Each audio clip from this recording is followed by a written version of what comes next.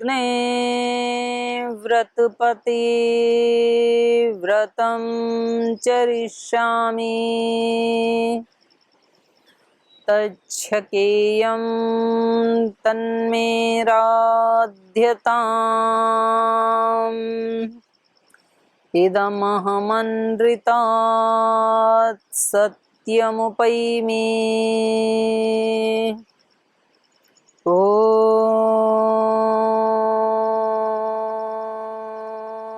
शान्ति शान्ति शान्तिः।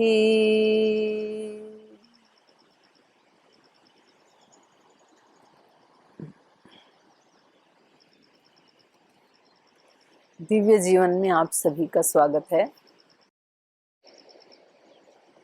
तो कल हम चर्चा कर रहे थे कि कुछ बहनें जो शिकायत करती हैं कि जी हमारे पास इतना टाइम ही नहीं बचता है, हमें बहुत सारी जिम्मेदारियां निभानी पड़ती हैं, घर में कामकाज करने पड़ते हैं, बहुत सारे संबंधों को निभाना पड़ता है, तो हमारे पास कहाँ टाइम है। तो फिर कुछ बहनें कहते हैं कि हम तो पढ़े लिखे नहीं हैं और कोई वेद दर्शन शास्त्र आदि पढ़ाने वाला कोई गुरु हमें प्राप्त नहीं है, तो कैसे हम इस दिव्यता में अपने जीवन को दिव्य बना के और अपने परिवार को हम कैसे परिवर्तित कर सकते हैं।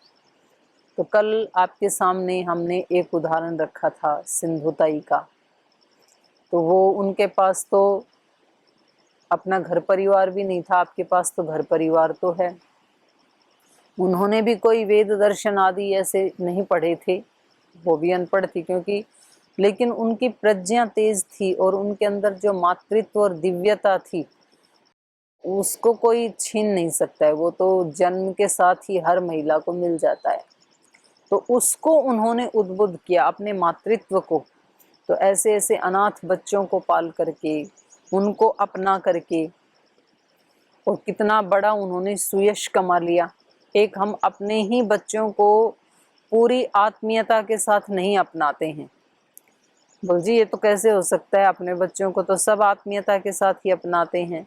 नहीं, मैंने बहुत ऐसे घरों में देखा कि वो कहते हैं कि जी हमें इन बच्चों के लिए खाना पकाना पड़ता है, पति के लिए पकाना पड़ता है, इनके कपड़े धोने पड़ते हैं। ये जो पढ़ते पढ़ते शब्द जहाँ पर होता है ना, तो वो फिर पढ़ना ही होता है, वो उठना नहीं होता है फिर, क्योंकि आप कर तो रहे हैं लेकिन आपकी निष्ठा नहीं है। जब ये हो कि ये करना पड़ता है तो इसका मतलब है कि आप करना नहीं चाहते हैं, और जो हम नहीं चाहते हैं और जो हम कर रहे हैं तो वो कभी हमारी पूजा तो नहीं हो सकता है, हमारा साधन तो नहीं हो सकता है। साधन और पूजा तो वही हो जिसको हम करना चाहते हैं, और वो भी हम प्रसन्नता से करना चाहते हैं, आनंद से करना चाहते हैं, तो फिर वो कर्म हमारे लिए कुछ परिणाम लाने वाले सिद्ध होंगे, तब वो हमारी साधना के साधन बनने में सिद्ध होंगे। तो हमें, जैसे उन्होंने तो दूसरों को भी भगवान का रूप समझ करके और अपना मातृत्व उनको दिया, तो फिर हम कम से कम अपने घर परिवार को, अपने संतानों को भगवान का ही रूप समझ करके उनको अपना मातृत्व प्रदान करें, उनको अपना दिव्यत्व प्रदान करें। ये तो ज़्यादा कठिन नहीं है, ये तो उससे सरल है। ऐसे ही एक उदाहरण मैं आपको और देना चाहती हूँ। माता अमृतानंदमयी केरल में एक मछुआरे कुल में उनका जन्म हुआ, और परिवार में पहले से ही 3-4 बहनें थी और 2 भाई थे, और इनका नंबर जो है वो एक शायद इनसे छोटी थी, 2 बड़ी बहनें थी, 4 बहनें थी। और इनके जन्म के समय कुछ विचित्र विचित्र सी घटनाएं इनकी माँ को होने लगी थी। तो खैर जो इनका जन्म हुआ तो इनका रंग थोड़ा काला है, बाकी इनके भाई बहन हैं वो उनका रंग श्वेत है, वो गोरे हैं। और घर में इनको भी सिंधुताई की तरह जब ये पैदा हुई तो किसी को भी अच्छा नहीं लग रहा था, अनवांटेड जैसे थी, क्योंकि एक देखने में रंग काला है इसलिए उनको लगता था कि ये हमारे परिवार से मैच नहीं करती हैं। और दूसरा, पहले ही 2-3 बहनें हैं तो एक और हो गई, तो खैर जैसे तैसे भी फिर इनका स्वभाव बचपन से ही दूसरों की हेल्प करने का था। वो अपने घर से कुछ भी उठा उठा करके गरीब लोगों को दे आती थी। अब मछुआरे कुल में पैदा होके मछुआरों के पास अपने घर में कितनी समृद्धि होती है, थोड़ा सा तो होता ही है उनके पास। उसमें से भी कभी चावल उठा के दे आती, कभी दाल उठा के दे आती, कभी कोई बर्तन आदि, ग्लास, कटोरी, थाली, जिसको जिसकी आवश्यकता होती। और यहाँ तक कि एक बार तो अपनी माँ की सोने की चूड़ियाँ उठा करके दे आई। किसी के यहाँ शादी थी, कोई गरीब आदमी था, उनके पास गहने आदि बनवाने के लिए सोना था नहीं, तो वो महिला इनके सामने रो रही थी, जो लड़की की माँ थी, कि देखो मैं कैसी माँ हूँ, अपनी बेटी को मैं कोई स्वर्ण आभूषण दे करके विदा नहीं कर सकती हूँ, मुझे वैसे ही करना पड़ेगा। तो इसको लगा कि मेरी माँ के पास तो सोने की चूड़ियाँ रखी, वो तो कभी पहनती नहीं है, तो ये उठा के उसको दे आई। तो जब उनके वहाँ देने गई तो वो उस महिला ने कहा कि नहीं, ऐसे हम नहीं ले सकते हैं। तो वो वापस चूड़ियाँ लेकर के इनकी माँ के पास आई और कहा कि देखो ये आपकी बेटी कितनी भोली है, ये आपकी चूड़ियाँ उठा करके हमें दे आई, लेकिन हमने इनको लिया नहीं। तो बाद में उनकी बहुत पिटाई हुई, फिर उनको पेड़ से बांध करके रस्सी से तब पिटाई की उनकी। तो ऐसे मतलब बचपन में उनकी बहुत सारी कहानियां हैं, बड़े संघर्ष उन्होंने सहन किए हैं। जब वो पहली कक्षा में वो लिखती हैं कि जब मैं स्कूल जाती थी, तो जब एक एक पहली घंटी लगती है तब प्रेयर की मतलब तैयारी होती है, फिर दूसरी घंटी लगती है, उसके बाद प्रेयर होती है, फिर उसके बाद कक्षाएं शुरू हो जाती हैं। तो ये बोलती हैं कि इनकी माँ को गठिया था, तो इनको सारा काम करना पड़ता था। 5-6 पशु थे इनके घर में, तो इनको सुबह 4 बजे उठ करके उनको चारा देना, उनका गोबर मूत्र साफ करना, स्थान को साफ करना, फिर सारे भाई बहनों के लिए नाश्ता बनाना, घर में झाड़ू बुहारी निकालना, ये सारा काम करके फिर ये स्कूल जाती थी। कितनी छोटी सी बच्ची। तो कभी प्राय ये लेट हो जाया करती थी, क्योंकि ये जब दूसरी घंटी भी लग जाती थी तब ये अपना बस्ता लेके भागती थी, तो स्कूल में जाते जाते लेट हो जाती थी प्राय। तो इनके अध्यापक जो हैं वो नाराज होते थे लेट आने से, तो इनको कक्षा के बाहर खड़ा कर देते थे, कक्षा में घुसने नहीं देते थे। लेकिन बुद्धि इतनी तीव्र थी कि ये बाहर खड़ी होकर के भी सब याद कर लेती थी। और इतना ही नहीं, अपनी वाला तो याद करती थी, अड़ोस पड़ोस में जो तीसरी चौथी कक्षा चल रही है उनके भी पाठ सुन करके उनके भी प्रश्न उत्तर याद कर लेती थी। तो ये बताती हैं कि एक बार चौथी कक्षा में किसी बच्ची से कोई प्रश्न पूछा जा रहा था, तो उसको आया नहीं वो, तो इन्होंने उस क्लास में जाके कहा कि मैं बताऊं, तो बोले हाँ बताओ, तो इन्होंने पूरा पूरा सुना दिया, तो बड़े खुश हुए वो। बड़ी इनकी प्रखर तीव्र बुद्धि रही। खैर, तो ये चौथी कक्षा तक तो पढ़ी, फिर उसके बाद माताजी का दर्द बढ़ता चला गया तो इनकी पढ़ाई छुड़ा दी। बाकी इनकी जो बहनें हैं वो उस समय में कॉलेज में पढ़ती थी, उनको पूरी शिक्षा दिलाई गई, इनकी चौथी कक्षा के बाद छुड़ा दी गई और इनको घर का सारा कामकाज करना पड़ता था। लेकिन इनके अंदर जो अभिप्सा थी वो कहती थी कि ये कैसा संसार है, मतलब ऐसे यहाँ अपने बच्चों में भी भेदभाव होता है और यहाँ कोई किसी की हेल्प करने को बुरा माना जाता है, यहाँ पे ये कैसा संसार है। इसकी तो प्रशंसा होनी चाहिए, कोई किसी की हेल्प करता है, कोई किसी के काम आता है, तो यहाँ तो ऐसे गुणों का भगवान जी तो सबकी सहायता करते हैं, और यहाँ जिसके अंदर ऐसे गुण होते हैं उनको बुरा माना जाता है, ये कैसा संसार है। तो इनकी रुचि भगवान की तरफ हो गई। तो ये दिन भर तो काम करती थी, फिर रात को, क्योंकि समुद्र के किनारे ही इनका घर है, झोपड़ी है, वहीं रहते थे, मछली पकड़ने का काम था इनका, तो समुद्र के किनारे जाके बैठ जाती थी। बड़ा सुंदर स्थान है वो, मैं भी देख के आई हूँ। वहाँ बड़े बड़े उसके नारियल के वृक्ष हैं और एक छोटा सा टापू है, फिर बीच में समुद्र का जो पीछे का जल होता है, पश्च जल, तो उधर एक पुल बना रखा है लकड़ी का, उसको पार करके इनके आश्रम में जाते हैं, बीच को पार करके। तो ये इस मतलब सुबह इनकी दिनचर्या शुरू होती थी 4 बजे और रात को ख़त्म होती थी 10 बजे। सुबह सब भाई बहनों का नाश्ता बनाना, पशुओं को खिलाना पिलाना, फिर उनके जाने के बाद उनके कपड़े आदि धोना, उनके झूठे बर्तन मांजना, फिर दोपहर का खाना बनाना, फिर वो आएंगे उनके लिए जल आदि भर के तैयार रखना, दोपहर के खाने के बाद फिर बर्तन साफ करना, फिर शाम के खाने की तैयारी करना, फिर शाम को पशुओं को चारा देना, उनको पानी पिलाना। तो मतलब एक गृहिणी की भी कमर तोड़ दे इतना काम जो ये छोटी सी बच्ची करती थी। इतने सारे तो परिवार के लोग हो गए, 6-7 भाई बहन, माता पिता, तो कुल मिला के 8-9 लोग हो गए, और ऐसे ही 5-6 पशु इनके पास। तो अच्छा भला बड़ा व्यक्ति भी यदि इतना काम करे तो वो थक जाएगा, फिर वो रात को सोना चाहेगा, लेकिन ये रात को सोती नहीं थी, ये जाके समुद्र के किनारे ध्यान में बैठ जाती थी। तो कुछ लोगों ने इनके पिता को कहना शुरू किया कि तुम्हारी बेटी ना रात को पता नहीं कहाँ जाती है, हम इसको रोज इधर जाते हुए देखते हैं। तो उनके पिता ने उनको टोका कि बेटी तुम बाहर मत जाया करो, तुम कहाँ जाती हो? तो उसने कहा कि मैं तो कहीं नहीं जाती, मैं तो ध्यान करने के लिए जाती हूँ। थोड़ी ये बड़ी होने लगी, जवान होने लगी, तो दूसरे लोग और ज़्यादा टीका टिप्पणी करने लगे, क्योंकि जो गरीब होते हैं, जो अनपढ़ होते हैं, उनके छोटे से दोष को भी पहाड़ जैसा बना देते हैं लोग। और जो धनवान होते हैं, जिनके पास सुयश होता है, तो उनके बड़े बड़े अपराध भी छिप जाते हैं। तो खैर इनके पिता एक दिन उसके पीछे पीछे गई कि मैं पता लगाता हूँ ये रात को जाती कहाँ है। तो वो जाके बैठ गई, और जैसे वो ध्यान में बैठी तो वो उठी नहीं 2 घंटे तक। पिता को नींद आई, तो खैर उस दिन आ गए। अगले दिन फिर देखने गए, उन्होंने सोचा कि हो सकता है ये नाटक करती हो, इसको पता लग गया हो कि मैं पीछे आ रहा हूँ। तो वो थोड़ी देर बाद गई, बिल्कुल उसके पीछे पीछे नहीं गई। तो ऐसे लगभग 10-15 दिन तक पिता ने परीक्षा ली। तो उसके बाद उनके पिता ने कहा कि दुनिया कुछ भी कहे, मैंने अपनी बेटी को देखा है, और वैसे भी वो भक्ति का रंग तो एक अलग ही होता है, तो प्रभाव तो पड़ता ही है माता पिता के ऊपर भी। तो कभी माता पिता बहुत प्रेम करते थे, तो कभी उसको बहुत डांटते पीटते थे। रिश्ते आए शादी के, उनको भी इन्होंने मना कर दिया। अनपढ़ थी तो केवल भक्ति का ही आलम्बन लेकर के, कोई इन्होंने शास्त्र आदि तो पढ़े नहीं।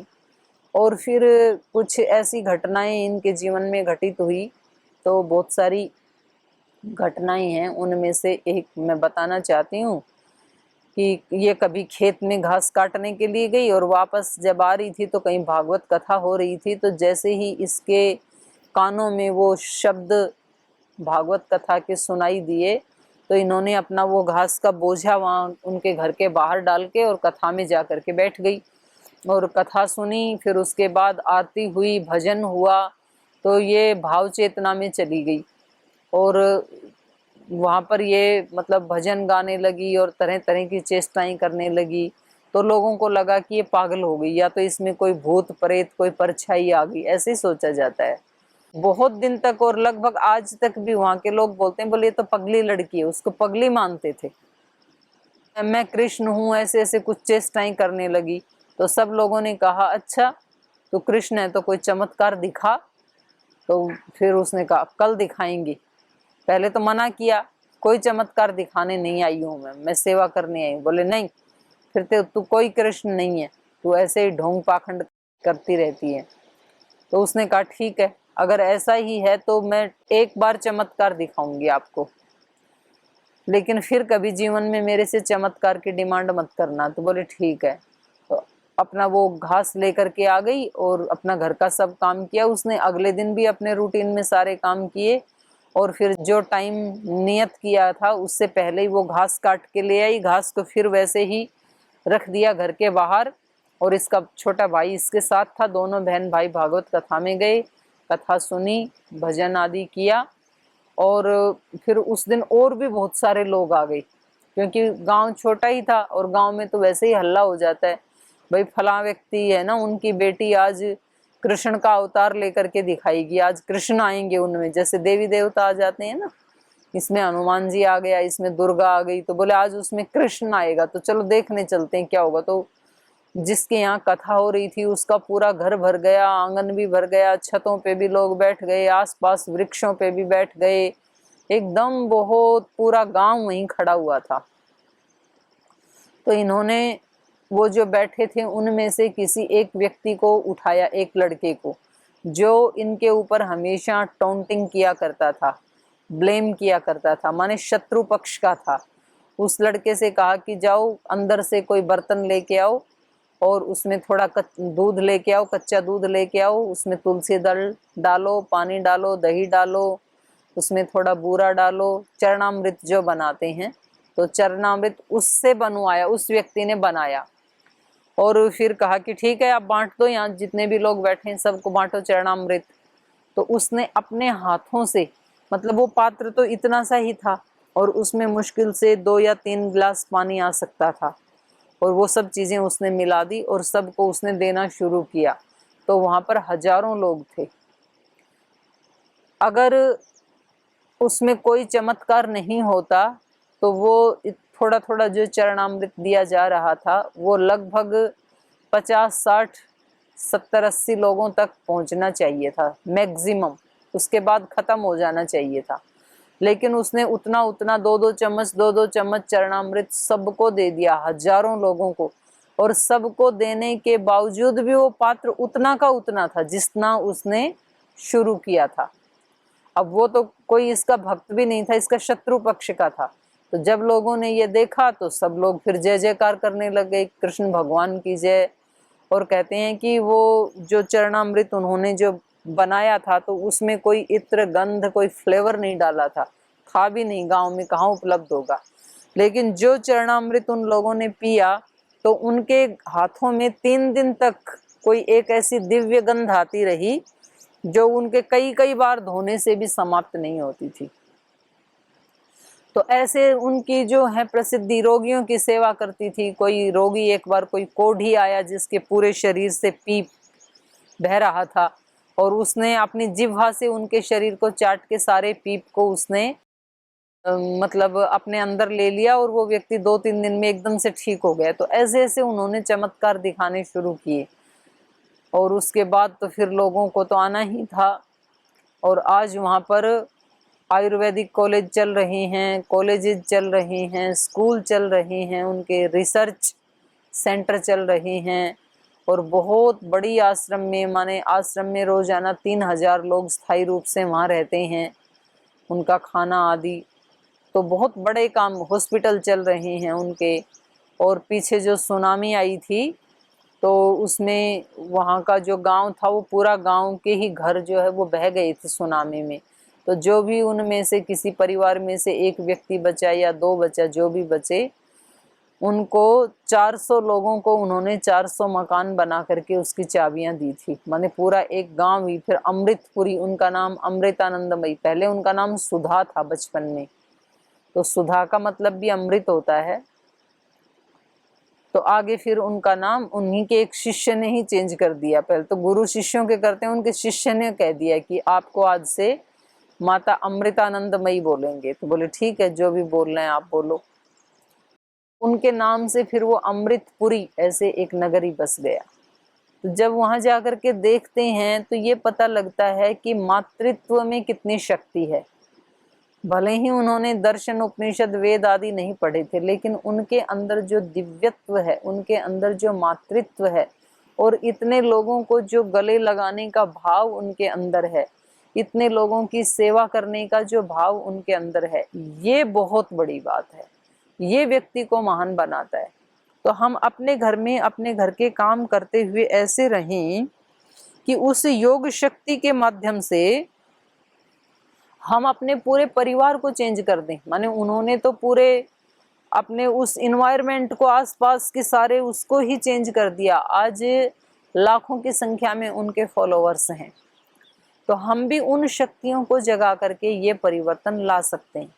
और यदि हम योग की शक्ति से अपने आप को चेंज नहीं कर सकते, अपने आप को नहीं बदल सकते हैं, और दूसरे लोगों को हम योग शक्ति के भाषण देते हैं या हम उनको महिमा सुनाते हैं योग शक्ति की, तो फिर ये हमारी एक झूठी कल्पना होगी कि हम कोई सेवा कर रहे हैं या हम कोई बदलाव इस समाज में, इस राष्ट्र में ला रहे हैं या ला सकेंगे। तब हम ये झूठी नहीं ला सकेंगे। हम तभी ला सकेंगे जब वो पहला बदलाव हम अपने जीवन में ला सकेंगे।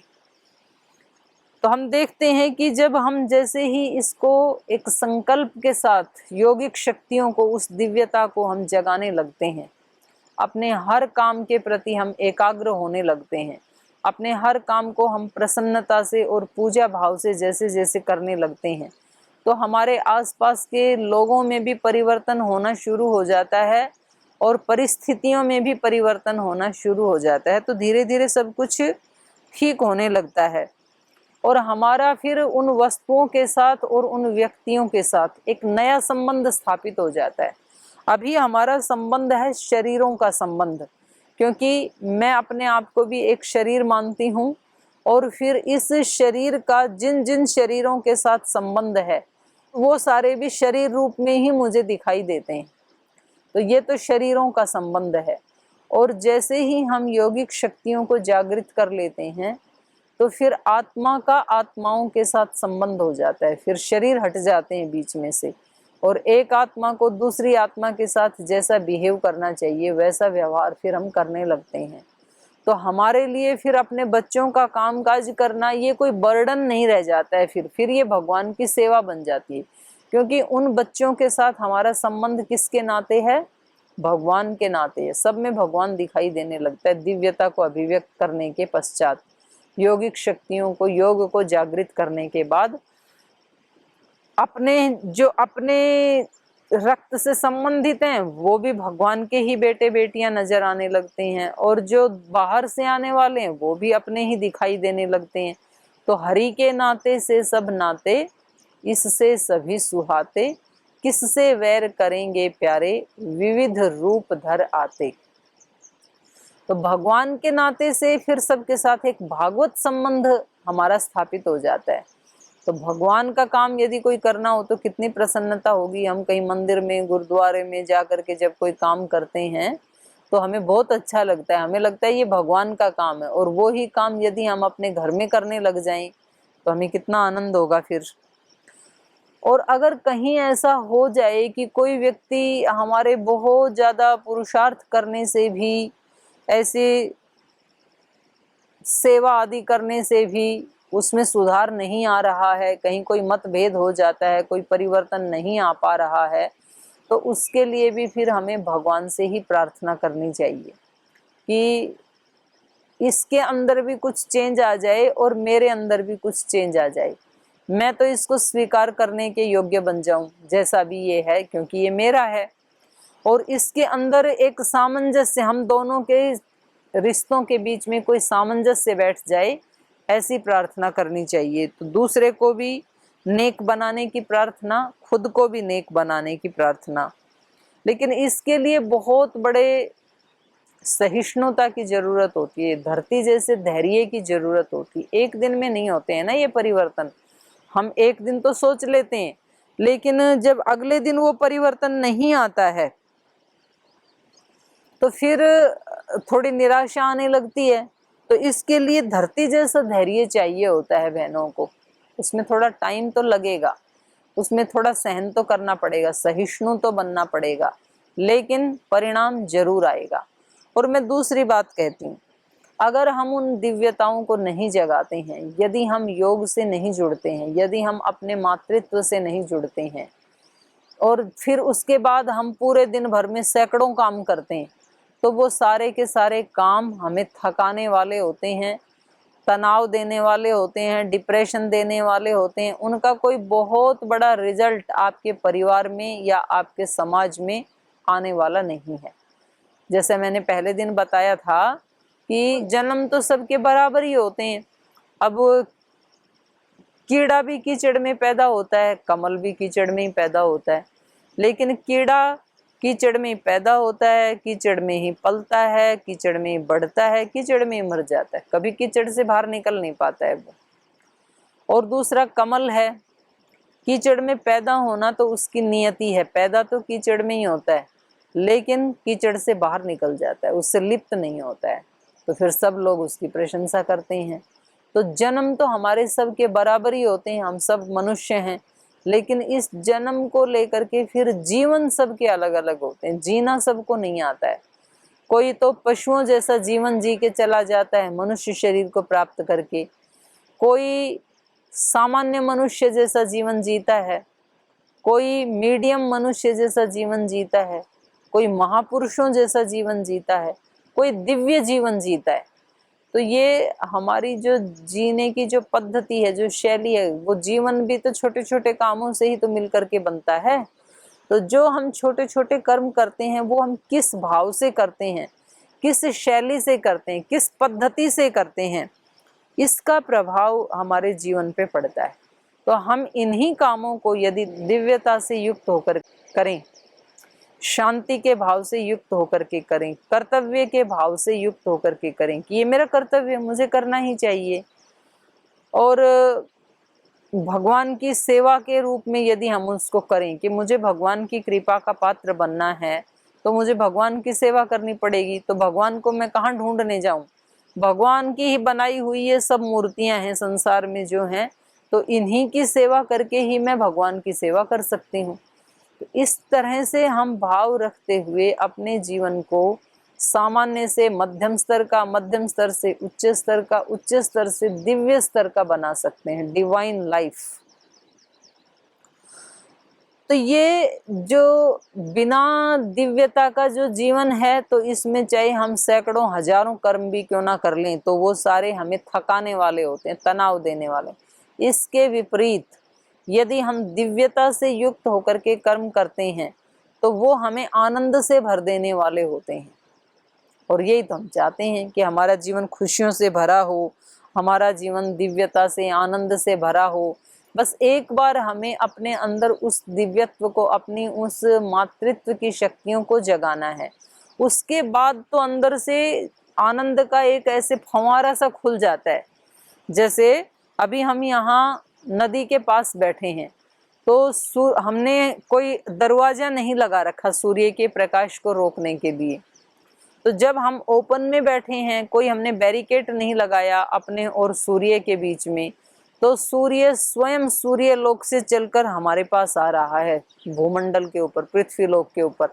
हमें सूर्य का प्रकाश प्राप्त करने के लिए सूर्य लोक में जाने की जरूरत नहीं है, वो स्वयं हमारे पास आता है।